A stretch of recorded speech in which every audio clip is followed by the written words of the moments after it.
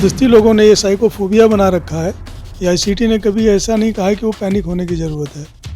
इसमें सिर्फ जो मिनिमम इंफ्रास्ट्रक्चर है वो डेवलप करना है। जो जीसी के जो नॉमेनक्लेचर वाले कोर्स हैं उसी को यूनिवर्सिटी को रन करना चाहिए। एक ईयर में तीन एग्ज़ाम लिए तो इससे हमारा प्रोसेस जो है एक्सपीडाइट हो गया और हमारे सारे सेशन रेगुलर हो गए। करीब 1.5 साल में 3 कन्वोकेशन कराए और बच्चों को डिग्रियाँ भी दे दी।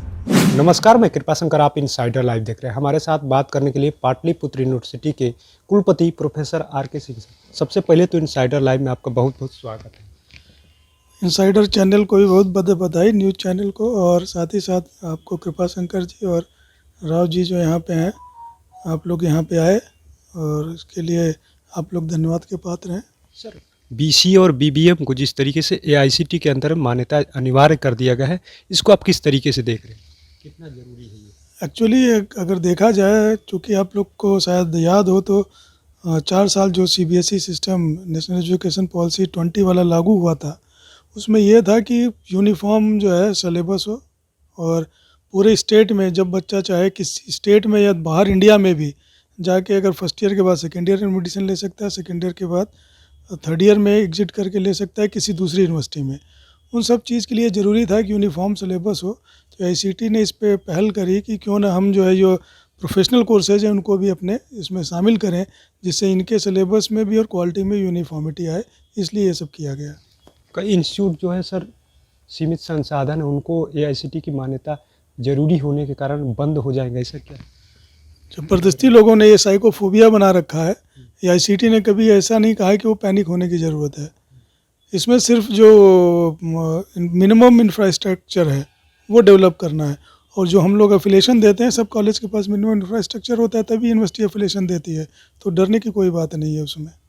कई विश्वविद्यालय भी सुन रहे हैं कि एआईसीटी की मान्यता से बचने के लिए अपने कोर्स के बदलाव कर रहे हैं। कोर्स का जो नहीं, देखिए, कोर्स का जो बदलाव करना है पूरे इंडिया में और दूसरे स्टेट में उसकी स्टेबिलिटी होनी चाहिए, ठीक है ना, उसको वहाँ पे भी होना चाहिए। तो यूजीसी के जो नॉमेनक्लेचर वाले कोर्स हैं उसी को यूनिवर्सिटी को रन करना चाहिए। नाम बदल देने से जो है यूजीसी में मान्यता, उस कोर्स की अगर मान्यता नहीं होगी तो क्या फ़ायदा। तो मुझे नहीं लगता है कि ऐसे कोई यूनिवर्सिटी कर रहा होगा, और ये एक ज़बरदस्ती के एक हाइप क्रिएट हो रहा है, ऐसा कहीं कुछ हो नहीं रहा है।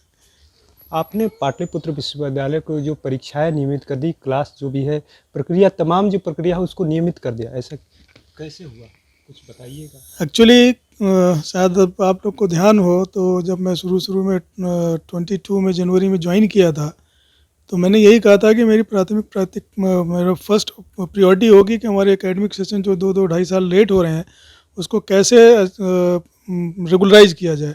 और रेगुलर के साथ साथ हमने ये बात और भी कही थी कि साथ साथ इसमें पढ़ाई भी होनी चाहिए, नहीं कि सिर्फ हम एग्ज़ाम लेते रहें और पढ़ाई ना हो। और तीसरी बात हमने ये कही थी उसमें कि जो भी हम पास आउट कर रहे हैं एकेडमिक कैलेंडर के हिसाब से, उन बच्चों को मार्कशीट और डिग्री भी टाइम से मिल जाए। आप लोग को शायद ध्यान हो, पिछली बार जब आपके एक चावली जी आई थी तो उनको मैंने बताया था कि चूँकि एक अगर एनुअल सिस्टम में एग्ज़ाम होता है तो उसमें आपके पास 11 मंथ होते हैं, और सेमेस्टर सिस्टम में 5 मंथ होते हैं, 5 से 6 मंथ होते हैं, जिसमें आपको कोर्स कंप्लीट करना पड़ता है और एग्ज़ाम भी लेना पड़ता है। लेकिन मिनिमम एक कोर्स को पढ़ाने के लिए, सपोज करिए एक पेपर को, पर्टिकुलर पेपर को पढ़ाने के लिए मिनिमम 40 से 42 आवर्स लगता है। तो 40-42 आवर्स को हमने कन्वर्ट करके देखा, तो ये हमने 3 महीने में उसको देखा कि 3 महीने में बच्चों का अमूमन कोर्स कंप्लीट होकर 15 दिन में एग्ज़ाम, 3.5 महीने में कोर्स और कंप्लीट करने के बाद एग्ज़ाम ले सकते हैं। वही हमने प्रोसेस अडॉप्ट किया। अभी आप लोगों ने देखा होगा कि जो बीएड में वैकेंसी निकली थी, तो कुछ बच्चे हमारे पास आए थे कि सर हमारा रिज़ल्ट, हम जुलाई की बात कर रहे हैं कि हमारा रिज़ल्ट अगर 15 तक आ जाए, 15 मेरे ख्याल से जुलाई तक, तो हम लोग इसी वर्ष जो है हम भी शामिल हो सकते हैं इस जो परीक्षा, बीएड का सिलेक्शन कमेटी की परीक्षा हुई थी, और सिलेक्ट हो सकते हैं ऐसे टीचर। तो मैंने उनको कहा था आप लोग मुझे 5 दिन का टाइम दो। मैंने उन बच्चों को 3 दिन में ही रिजल्ट निकाल दिया। उससे फ़ायदा ये हुआ कि वो बच्चे जो है सिलेक्ट हो गए, और जो सिलेक्ट होने वाले बच्चे फिर मेरे पास वापस आए। उन्होंने कहा सर आपकी वजह से हम लोग इसी साल टीचर बन गए, नहीं तो 1 साल बाद बनते या 1.5 साल बाद बनते, जो हमारा रिजल्ट आता है या सेशन रेगुलर होता है। तो इस तरह से फीडबैक भी हम लेते रहते हैं कि हम अच्छा कर रहे हैं कि नहीं कर रहे हैं, तो बड़ी खुशी मिलती है। मुझे इसमें खुशी नहीं मिली कि मैंने उनका रिजल्ट दे दिया, मुझे खुशी ये हुई कि उन बच्चों का सिलेक्ट हो गया और 1.5 साल बच गया। तो एक्सपीडाइट मैनर में मैंने जहाँ हो सकता था सिर्फ 2 एग्ज़ाम होने का, वहाँ पे मैंने 3 और एक ईयर में 3 एग्ज़ाम लिए। तो इससे हमारा प्रोसेस जो है एक्सपीडाइट हो गया और हमारे सारे सेशन रेगुलर हो गए। और रेगुलर के साथ साथ हम लोगों ने करीब 1.5 साल में 3 कन्वोकेशन कराए और बच्चों को डिग्रियां भी दे दी, जो कि बच्चों को शिकायत रहती है 10-10 साल 20-20 साल नहीं मिलता। और आप देख रहे होंगे कि हमारी यूनिवर्सिटी में किसी बच्चों को आने की ज़रूरत नहीं होती है, डिग्री कॉलेजों में पहुंच जाती है, बच्चा वहीं ले लेता है। सिर्फ मैंने इसमें एक व्यवस्था ये करी थी कि हम प्राइवेट कॉलेजों को डिग्री नहीं देंगे। डिग्री हमने कंस्टिट्यूएंट कॉलेज में प्राइवेट कॉलेजों का सेंटर बना दिया, वहाँ से बच्चे डिग्री लेते हैं। उसका सबसे बड़ा बेनिफिट ये हुआ कि बच्चों से जो प्राइवेट कॉलेज वाले अमूमन ज़बरदस्ती फ़ीस लेते थे, 5,000 दे दो, 3,000 दे दो, उसको मैंने अवॉइड करने के लिए व्यवस्था करी। सभी बच्चे खुश हैं और सारी डिग्री मिल रही है। इस साल नया क्या हो रहा है, इस सत्र में नया कुछ?